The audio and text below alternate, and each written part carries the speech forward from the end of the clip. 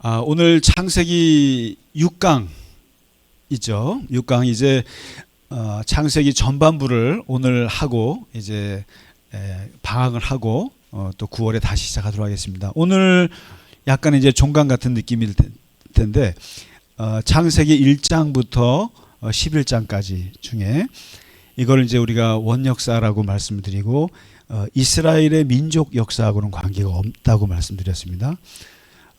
그리고 이것은 이제 바벨론 포로기에 바벨론에서 그때부터 이제 성경이 막 편집이 되거든요. 그러면서 나라를 우리가 왜 잃었을까?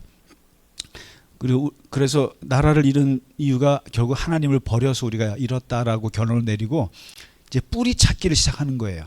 그러면서 뿌리를 찾는데 우리 이스라엘의 뿌리뿐만 아니라 인류 보편적인 뿌리를 얘기하는 게 바로 창세기 1장부터 11장이에요. 네, 우리 전사님 들어오셨습니다. 자, 그런데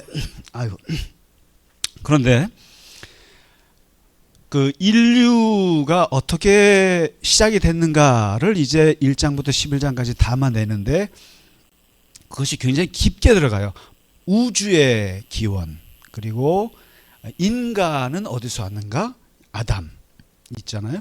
그 다음에 이제 에덴 동산이라는 걸 통해서 사회라고 하는 것이 최초의 사회가 어떤 것이었는가를 얘기해 주고 있고, 그리고 그 에덴 동산에서 일어난 인간의 죄의 기원, 원죄의 기원, 선악과를 따먹었다. 여기에 이제 인간이 어떻게 하나님을 배신했는가, 죄의 기원이 나오고, 그리고 가인과 아벨 사이에 일어났던 살인 사건, 인간이 최초로 인간을 죽이는 그 살인은 어떻게 시작됐고 어떤 감정에서 출발했는가 이 나오죠. 그 다음에 이제 6장부터 10장까지가 하나님이 만들어 놓으신 그 창조 세계를 한번 심판하시는 그 노아의 심판을 통해서 왜 하나님이 심판을 하시는가 이걸 이제 다루게 되죠. 그 다음에 이제 오늘 우리가 공부할 내용이 이제 두 번째 심판이에요. 어떻게 보면 두 번째 심판인데 그게 뭐냐면 노아는 물로써 모든 걸 심판했고 노아 심판의 원인은 뭐냐면은 인간 사회의 폭력이었어요. 하마스, 그 불의한 폭력, 생각하는 것부터 다 포악스럽고 이러한 그 온 세상이 폭력으로 가득한 걸 보고 하나님께서 물로 덮으셨다 이거거든요. 그 다음에 이제 이 노아의 후손들이 또 이렇게 자라서 어디로 가냐면 바로 이제 여기입니다. 오늘 지도로 보시면 바로 여기가 어디냐면 메소포타미아라는 곳이에요. 여기가 여러분 그 이스라엘 있잖아요. 이스라엘이 여기 있고, 네, 이스라엘이 여기 있고요. 그리고 여기가 이제 터키예요. 어딘지 아시겠죠? 이집트가 있고 지중해. 근데 반면에 이쪽에 이게 사우디아라비아겠죠. 사우디아라비아 지금의. 그리고 여기가 그 유명한 메소포타미아 문명이 이제 인류 4대 문명이 일어난 곳이 메소포타미아 문명 어디죠? 그 다음에 이집트 문명, 그 다음에 세 번째가 황하 문명 중국, 네 번째가 인더스 문명. 이게 다 뭐예요? 세계의 인류의 4대 문명 발상지는 전부 다 강을 끼고 있다는 거예요. 이집트는 나일강, 중국은 황하강, 그 다음에 인더스 문명은 겐지스강. 그 다음에 이 메소포타미아, 성경과 관련된 문명은 이 메소포타미아 문명인데 이게 어디냐면은 지금의 이란, 이라크예요. 그걸 아셔야 돼요. 잘 아셔야 돼요. 이란, 이라크 땅이에요. 그 땅인데 여기는 무슨 강이 흐르냐면은 바로 이 유프라테스 강이 이렇게 흘러요. 유프라테스 강이. 여기 페르시아만 보이잖아요. 지금 뭐 막 이란, 이라크, 이란, 이스라엘 싸울 때 뭐 호르무즈 해협을 막냐 마냐 가지고 막 난리가 나지 않습니까? 이게 다 여기란 말이에요. 근데 거기 여기 유프라테스 강이 흐르고 티그리스 강이 흘러요. 이 두 개의 큰 강이 이렇게 흐르면서 여기에 사람이 모여서 먹고 사는 데는 물이 있어야 되거든요. 그래서 이 물이 있는 곳에 그렇잖아요. 서울도 왜 서울이겠어요? 한강 때문이죠. 왜 평양이겠습니까? 대동강이죠. 네, 대동강. 강이 있어야 되는데 이 티그리스 강과 유프라테스 강 이 사이 두 개에 흐르면서 여기가 이 바벨론 제국이 생기고 그다음에 또 바벨론을 무너뜨리고 바사레가 페르시아 바로 이란의 원조라고 할 수 있는 그러니까 이 바벨론은 이라크의 원조예요. 그렇게 생각합니다. 근데 이제 이스라엘이 바벨론 제국의 70년 포로가 되지 않습니까? 다 끌려가서 여기인데 여기에 가서 이제 뭘 보냐면 여기 이제 이 지역 여기에 보면은 유프라테스 강하고 티그리스 강 사이에 시날 평야라고 있다는 거예요. 지금 여기 보세요. 11장에 보시면 2절에 온 땅의 언어가 하나요 말이 하나였더라. 이에 그들이 동방으로 옮기다가 시날 평지를 만났다. 시날 평지를 만났다라고 하는 것이 바로 여기에 바벨론이에요. 여기 이라크 땅이에요. 여기 이제 메소포타미아 문명의 중심이에요. 여기 두 강, 유프라테스 강, 티브리스 강 사이에 있는 이게 시날 평지니까 얼마나 땅이 좋고 살기 좋겠어요. 거기에다가 터를 잡았다는 거예요. 이게 이제 바벨탑 사건의 이야기입니다. 터를 잡아가지고 거기에서 이제 거주하기 시작했는데 이게 옛날에는 유목하다가 떠돌던 유목민들이 이제는 농경 문화가 되는 거죠. 거주하게 되죠. 정착하게 되죠. 정착하게 되면 모든 문명이라고 하는 것은 정착하는 데서 생겨요. 생각해 보세요. 저 베두인족이나 티벳의 그 양 모는 그런 분들, 유목하는 분들에게서 어떤 거대한 건축 문명이 생기겠어요? 쉽지 않습니다. 근데 이 농경 문명에서 이제 생기는데 여기에서 뭐가 생겨나냐면은 이제 바벨탑이 나왔다는 거예요. 바벨탑이. 자, 이제 요거 끄겠습니다.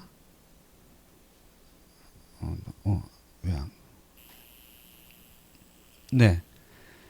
자, 이제 보시죠.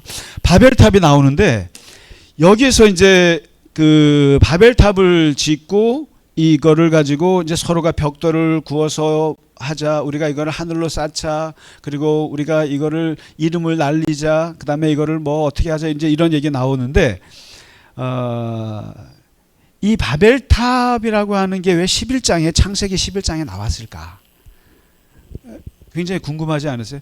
이 바벨탑 이야기가 바로 이게 바벨론 포로에 끌려갔던 사람들이 보았던 거예요. 그래서 제발 그 성경을 하늘에서 뚝 떨어졌다고 생각하시면 안 돼요. 하나님의 말씀이라니까 하나님이 막 이렇게 해서 인간은 아무 생각 없이 그냥 아니에요. 사람들이 쓴 거예요. 사람들이 쓴 건데 이게 특별히 바벨론 포로 시대 때 성경이 편집이 됐다 그랬잖아요. 그때 이 바벨론 유대인들이 가서 바벨론 제국의 문명을 보면서 기겁한 게 바로 뭐냐면 바벨탑이에요. 제가 한번 보여드릴게요. 이제 이 바벨탑이라고 하는 것은 이제 거기서 영감을 받고 쓴 거예요. 쓴 건데 보세요. 바벨론에 갔더니 뭐가 있냐면은 이게 있는 거예요.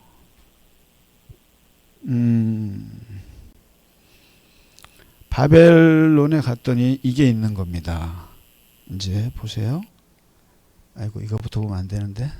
자, 이게 이제 바벨탑을 이제 상상한 거예요. 이게 이렇게 하지 않았겠나 그런데 이 바벨탑의 원래 모델은 이거예요. 이게 뭐냐면 지구라트라고 해요. 지구라트. 그 당시 바벨론 제국에 가면은 여러 개 지구라트라는 것이 있는데 그게 계단식 사원을 뜻해요. 계단식 사원을 뜻하는데 이걸 지구라트라 그래요. 이 계단식이죠. 이렇게. 계단식 이렇게 올라가서 여기 위에 뭐가 있냐면은 신전, 그러니까 제사를 바치는 이게 있어요. 그래서 여기서 이제 하늘에 있는 신을 향해서 제사를 바치는 이 계단식 사원을 지구라트라고 하는데, 이게 여기서 보면 그렇게 높아 보이지 않지만 여기 사람이 요만해요. 그러니까 그 당시에 사람이 2m도 안 되는데 이게 몇 메다예요. 하여튼 뭐 높잖아요. 그러니까 유대인들이 가가지고 완전히 뿅 간 거예요. 저렇게 높은 탑이 있을 수 있나? 저렇게 높은 게 있을 수 있나? 그래서 이 바벨이라고 하는 게 히브리어로는 원래 혼란이란 뜻이에요. 혼란, 혼돈스럽다 이런 뜻인데 이게 바벨론 말로는 무슨 뜻이냐면은 신의 문이란 뜻이에요. 신의 문. 그러니까 신에게로 가는 문이다. 이게 바벨의 뜻이에요. 그래서 이제 이걸 만들어 가지고 이걸 본 거예요. 그래서 이 지구라트를 보고 충격을 받았죠. 이거를 그 중에 특별히 그 에테메난키라고 그래 가지고 이런 이제 계단식 사원을 본 거죠. 유대인들이 경험한 거죠. 그러면서 이게 이 바벨탑에, 이건 어디서 많이 본 것 같지 않으세요? 그 브리얼이라고 하는 그 유명한 네덜란드 화가가 그린 바벨탑입니다. 이게 아주 유명한 작품. 이런 그림을 3개를 그리셨는데 느낌이 어떠세요? 이게 15세기, 그러니까 15세기 종교개혁이 끝나고, 여러분 종교개혁 끝나고 나서 카톨릭하고 개신교하고 30년 전쟁한 거 아시죠? 그러니까 어마어마하게, 그 다음에 그때 그런 전쟁하면서 이제 중세에서 이제 근대로 넘어가는 그 아주 혼란한 시기에 이 피터 브리얼이 살았는데, 네덜란드 농민 화가예요, 이분이. 근데 이분이 의뢰를 받아서 바벨탑을 그렸는데, 이게 뭐냐면 그 당시에 이제 막 30년 전쟁과 막 종교 혼합 그런 복잡한 상황 속에서 그것을 가장 잘 표현한 게 이 바벨탑이에요. 이게 보세요. 이게 지금 네덜란드 본인이 살고 있는 고향을 배경으로 한 거예요.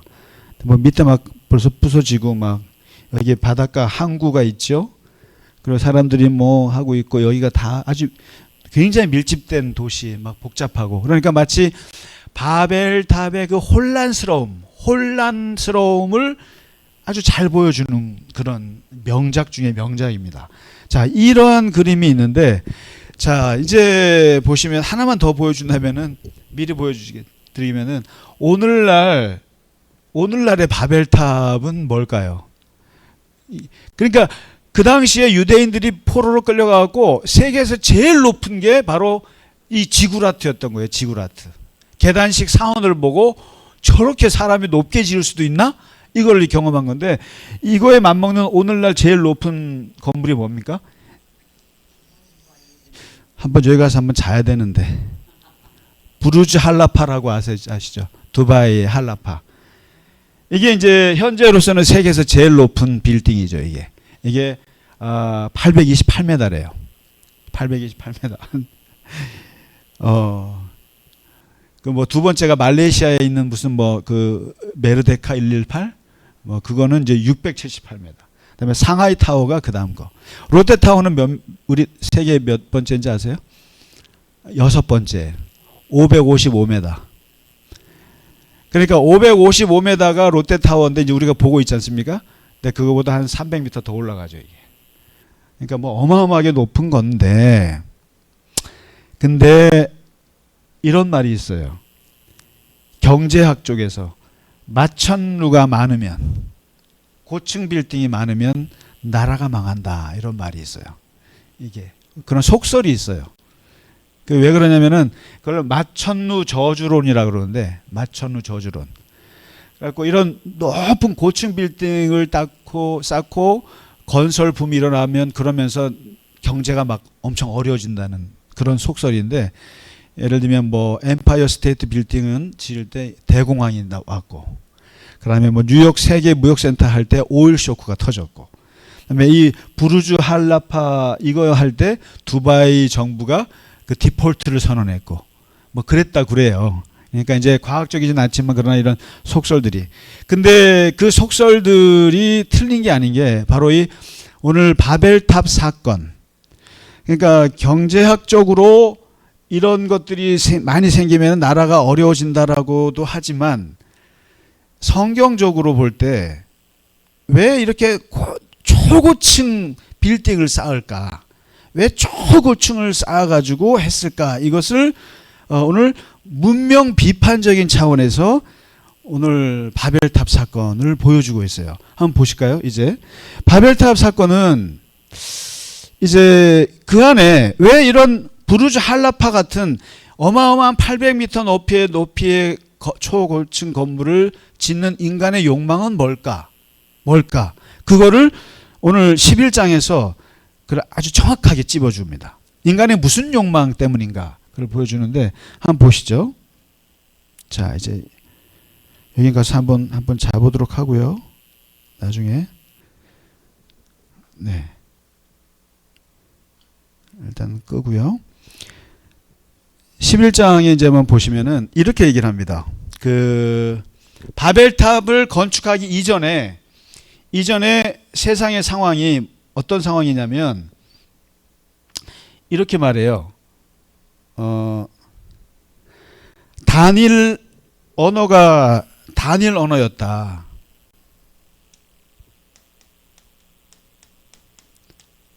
언어가 하나였다라는 겁니다. 하나였고, 그리고 이제 그런데 이제 시날 평야라고 하는 곳에 이제 자리를 잡았다. 평야에 자리를 잡았다.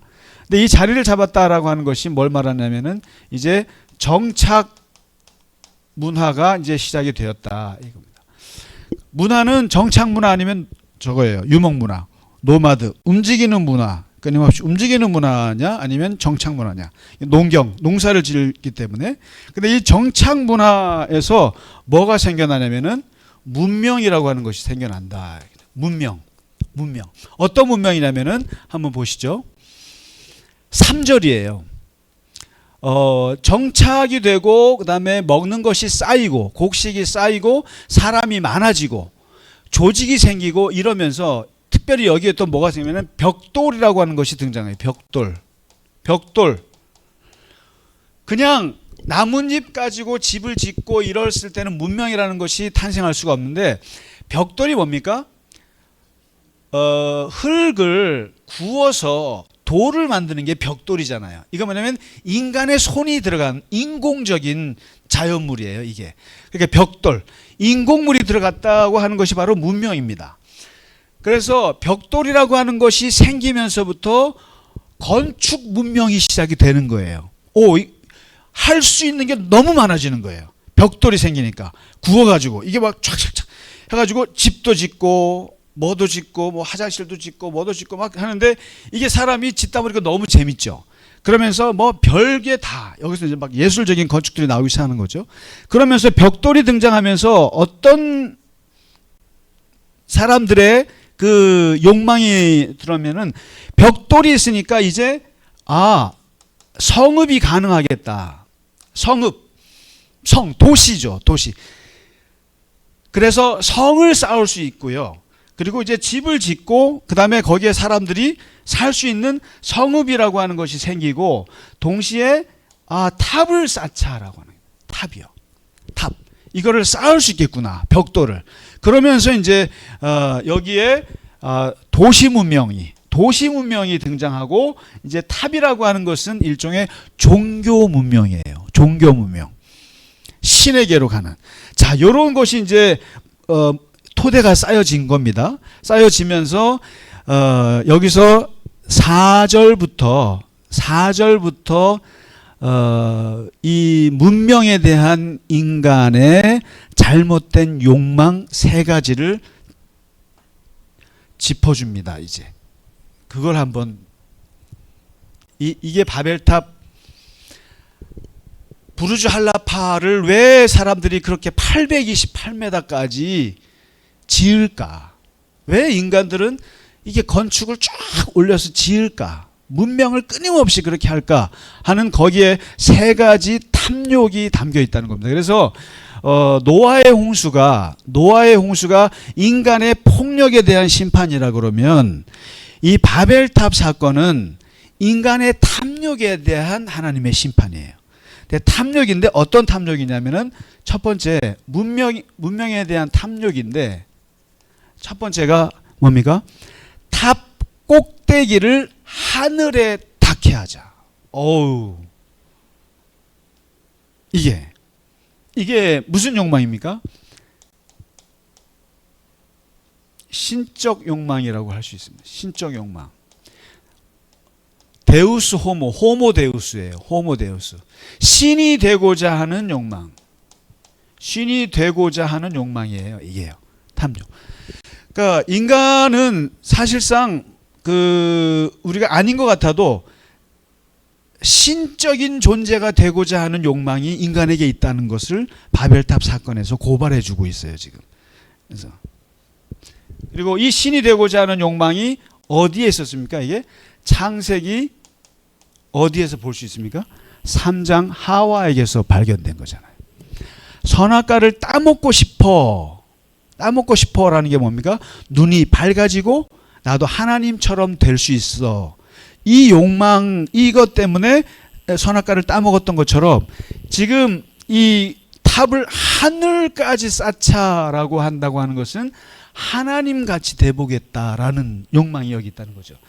물론 바벨론에서 있는 지구라트 계단식 사원에서는 거기서는 이제 신에게 이제 이렇게 제사 지내는 곳이 아니겠어요? 그런데 그 사람들이 뭐 우리가 신이 되겠다라고는 하지 않았겠죠. 그러나 거기서 포로가 된 유대인들이 그 바벨론 제국에 쉽게 말하면 두바이에 가갖고 그 할리츠 부르칸가 뭔가 부르즈 할리파를 이렇게 보면서 그렇게 묵상한 거예요. 인간들이 신이 되려고 지랄을 했구나 이런 거죠. 지구라트를 보면서 저 인간들이 자기들의 문명을 가지고 신처럼 되려고 하는 욕망이 저기에 있구나라고 그걸 지금 비판하는 거예요. 신적 욕망, 신이 되고자 하는 것, 탐욕. 그리고 이것을 뭐라고 말하냐면은 이것을 교만이라고 말하고 교만. 신적 교만, 인간이.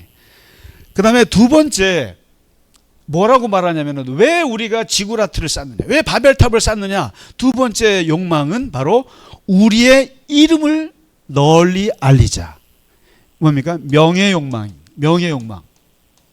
인정 욕망이죠. 혹은 권력 욕망입니다, 이게. 높이 쌓아서 이름을 널리 알리자. 저기 페르시아에서도 우리가 보이고 이스라엘에서도 우리가 보이고 저기 북쪽 터키에서도 우리가 보일 수 있게 탑을 쌓아서 우리를 유명하게 하자 이거죠. 여러분 왜 펜트하우스에서 사는지 아세요? 저희가 유현준 교수라고 그 건축학 교수님 있죠. 그분이 얘기를 들어보니까 왜 부자들은 높은 데서 살려고 하느냐? 왜 높은 데서 살려고 하느냐? 근데 그분이 그래요. 뭔지 아세요? 권력 욕망입니다. 그랬어요. 권력 욕망입니다.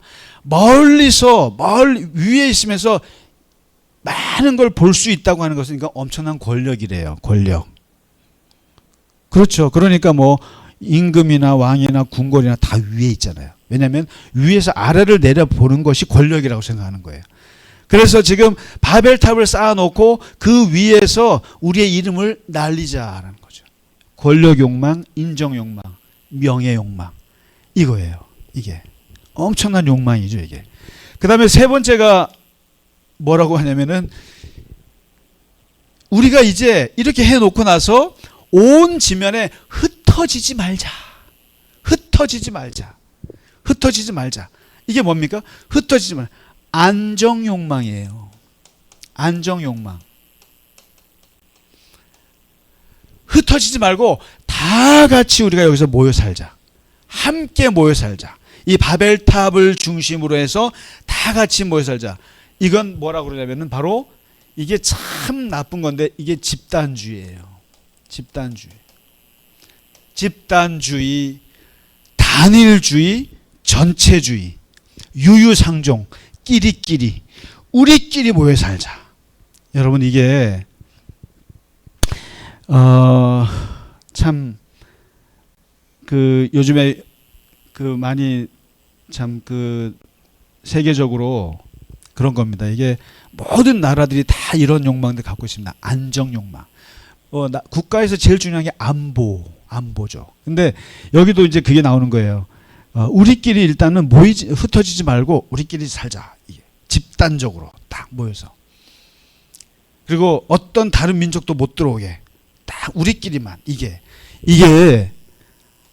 요즘 우리말로 요즘에 이제 현대적인 말로 이게 민족주의라고 그래요. 민족주의. 근데 이게 굉장히 위험해요. 이게 민족주의. 그러니까 요즘에 이게 건강할 때는 민족주의는 필요하죠. 근데 자칫 잘못하면은 이게 많은 사람들을 죽일 수 있는 그런 게 되는데 요즘에 트럼프가 내세우는 게 바로 이런 거예요. 트럼프가 미국 우선주의. 마가가 뭔지 아세요? 저는 처음에 저건 줄 알았어요. 모자 맨날 쓰고 나오는데 마가라고 써 있잖아요. 그래서 나는 마가복음을 저렇게 썼나 했는 줄 알았어요. 마가복음인 줄 알았어요. 뭐예요? Make America Great Again 이런 뜻이에요. Make America Great Again. 그러니까 미국을 다시 위대하고 새롭게 하게 돼. 미국만. 정말 근데 강대국의 지도자가 저라면 전 세계가 피곤합니다, 사실은. 근데 아무튼 이러한 것이 어디서 오느냐? 안정욕망. 우리만 잘 살아야 돼. 그래서 우리의 집단 흩어지지 말고 우리끼리 잘 살아보자 하고 이 안정욕망, 이 세 가지 욕망이 이 바벨탑을 지으면서 인간들이 했던 욕망이에요. 하나님처럼 되자. 우리 유명해지자. 그리고 우리끼리 잘 살아보자. 이거거든요. 잘 살아보자. 자, 이걸 보고 이러한 탐욕, 이러한 욕망에 갇혀있는 인간을 보고 하나님께서 이제 심판을 하시잖아요. 심판을 하시는 게 너무 웃겨요. 얼마나 웃기냐면은 하나님이 여기 보시면 5절에 이건 제가 유머가 아니겠나 싶어요. 여호와께서 사람들이 건설하는 그 성읍과 탑을 보려고 내려오셨더라. 이게 뭐예요? 이 부르즈 할리파 같은 경우 828m잖아요. 그러면은 우리가 지금 그 두바이에 가서 그걸 보면 진짜 안 보인단 말이에요. 롯데타워도 보세요. 거기서 보면 너무 높은 거예요. 800m라는 게. 왜냐하면 인간은 2m도 안 되기 때문에 엄청 높고 끝이 안 보여요. 엄청 높다고 생각하는데, 그래서 이 지구라트 바벨탑을 쌓았을 때 사람들이 어마어마하게 높구나라고 하는데, 반대로 하늘의 입장에서 하나님이 딱 봤을 때는 하늘에서 이 바벨탑을 보기 위해서 한참 내려오셔야 된다는 거예요. 한참. 우리는 이게 하늘에 닿았다고 생각한단 말이에요. 부르즈 할리파가 닿았다고 생각하지만 정작 하나님의 입장에서는 너무 낮아서 하늘에서 한참 비행기 타고 내려오셔서 봐야 된다라고 이거예요. 지금 그 탑을 보려고 내려오셨더라. 한참을. 이게 얼마나 코믹스러운 장면입니까? 이게 하나님께서 인간으로 볼 때는 높아도 하나님에서 입장에서 볼 때는 아무것도 아닌 그냥 코딱지만한 높이인데 내려와서 보시고는 야, 우리가 하늘에 닿았다 막 이러고 앉아 있는 거죠. 그걸 보면서 하나님이 아이고 웃기시네 하시면서 내린 심판은 뭐냐면 이 문명에 대한 욕망에 대해서 인간이 이렇게 탑을 쌓는 걸 보고 하나님이 내린 심판은 아주 심플했어요. 그리고 약간 코믹스럽기도 합니다. 노아의 심판은 심각했잖아요.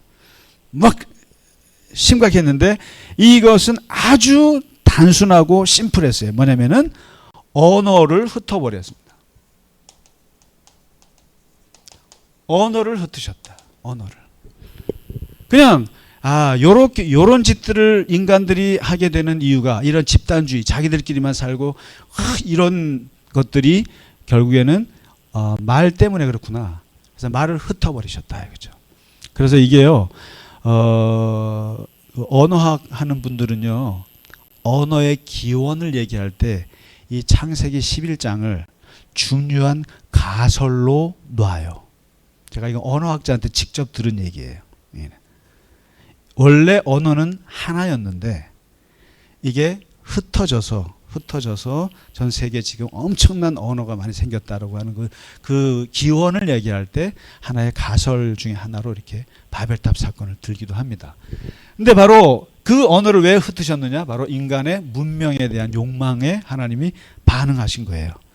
야, 말 흩어버리니까 모든 공사와 건축이 다 그냥 중단이 되고 흩어집니다. 여기서 이제 언어가 흩어지면서 어떻게 됩니까? 인간도 흩어집니다. 인간이 흩어집니다. 그래서 왜 이게 어떻게 보면 하나님의 제2의 창조예요. 이게.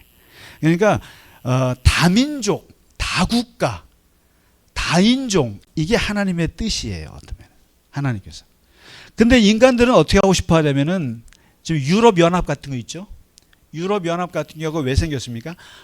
하도 싸우니까 자기들끼리, 그리고 러시아 때문에 골치 아프니까 자기들끼리 연합을 해서 하나가 만든 거예요. EU라고. 이런 건데, 이런 집단 것이 나오는 건데, 원래는 이게 다 다양하게 흩어져 있는 게 인간은. 인종도 다르고 민족도 다르고 언어도 다르고 다 흩어뜨려서 집단에 다양하게 흩어뜨리고, 그리고 그 흩어져 있는 그 집단들이 서로가 소통하고 이 평화를 만드는 것이 이제 그 하나님의 뜻인데, 그래서 여기에서 이 언어를 흩으시고 인간을 흩으신 거에서 뭐가 나오냐면은 바로 선교의 사명이 여기서 이제 사실 나옵니다. 우리가 이제 그래서 사도행전 3장 2장에서 성령을 받아서 방언이 터졌다 그랬잖아요. 방언이 터졌다고 하는 것이 바로 이 흩어져 있는 인간의 언어를 이제 커넥팅하는, 연결하는 놀라운 성령의 역사가 바로 오순절 사건인 거죠. 방언이 터짐으로써 이 연결하는 거죠. 그래서 하나님이 단일 언어였던 그 시대를 흩어뜨려서 언어를 흩어뜨려 놓고 이제 이 흩어진 언어를 다시 성령 안에서 연결하는, 선교를 통해서 연결하는 것으로 이제 회복하는 그런 게 이제 연결이 되는 건데, 아무튼 오늘 이 바벨탑 사건을 보시면 오늘날 생각을 많이 해요. 그리고 이 바벨탑 사건 가지고 책들이 참 많이 있습니다. 오늘날 어떤 게 있냐면 뭐 자본주의의 세계화와 바벨탑을 연결하는 책들이 많아요. 그리고 인간의 탐욕, 좀 끝이 없구나 탐욕이, 그것을 바벨탑으로 연결하는 책들이 많은데, 어떻게 보면은 이제 특히 이 자본주의 사회에서 사람의 탐욕이라는 게 끝이 어딜까? 끝이 없다. 소유에 대한 끝이 없다. 신이 되고자 하는 거, 더 가지고자 하는 거, 이런 욕망에 대한 끝이 없다는 것을 어디서 보여주냐면은 바벨탑에서 보여준다. 그러니까 만일에 하나님께서 그걸 가만히 내버려 두셨으면, 이 혀를 틀지 않으셨으면 인간은 끊임없이 탑을 쌓는 존재다. 그래서 이게 여기서 말하는 이게 탑 있잖아요. 탑. 이게 탑이라고 하는 게 이게 참 상징적인 말입니다. 탑. 탑이라는 것이 인간의 수행을 통해서 끊임없이 쌓는 거잖아요. 그래서 이게 기독교에는 없는 단어예요, 탑이. 근데 불교에는 탑이 있죠. 이게 뭐예요? 탑이라는 게 인간의 수고와 노력과 정성을 쌓아서 이거거든요. 그런데 여기에는 바벨탑에는 이게 신에게까지 가려고 하는 인간의 욕망인데, 분명히 이 바벨탑 이 사건에서 말하는 것은 하나님과 인간은 선이 있다는 걸 분명히 말해줍니다. 선이 있다. 그런 쉽게 말해서 이런 말이죠. 그러니까 대들지 마라, 하나님께. 그래서 20세기 최고의 신학자 칼 바르트가 말했던 것처럼 하나님과 인간에는 질적인 차이가 있다. 근본적으로 넘을 수 없는 차이가 있다. 함부로 건방지게 신이 되려고 하지 마라.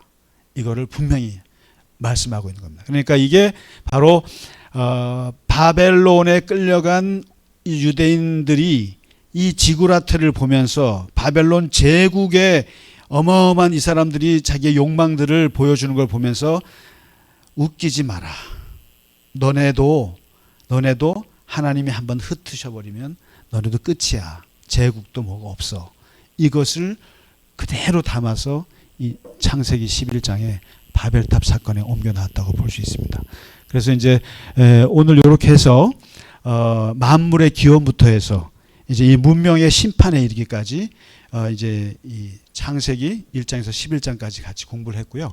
이제 그러면 도대체 하나님은 인간을 어떻게 구원하시는가? 어떻게 구원하실 건가? 여기서 이제 보세요.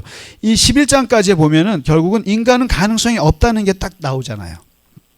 인간은 가능성이 없는 존재로 딱 이제 끝나요. 여기서. 그래서 그리고 성경이라고 하는 것은 구원의 책이에요. 하나님이 인간을 구원하려고 하는 책이거든요. 근데 구원의 책인데 하나님이 아무리 봐도 인간은 폭력과 탐욕과 이러한 그 교만과 이런 거에 벗어나지 못하는 존재라는 것이 11장에서 끝 결론 났어요. 그 다음에 나오는 게 뭐냐면은 노아의 이제 저거죠. 족보가 다시 나오죠. 이 족보라는 걸 잘 보셔야 돼요. 족보가 가인의 족보는 폭력의 족보예요. 라멕이 70배로 나는 갚아서 죽여버릴 거야.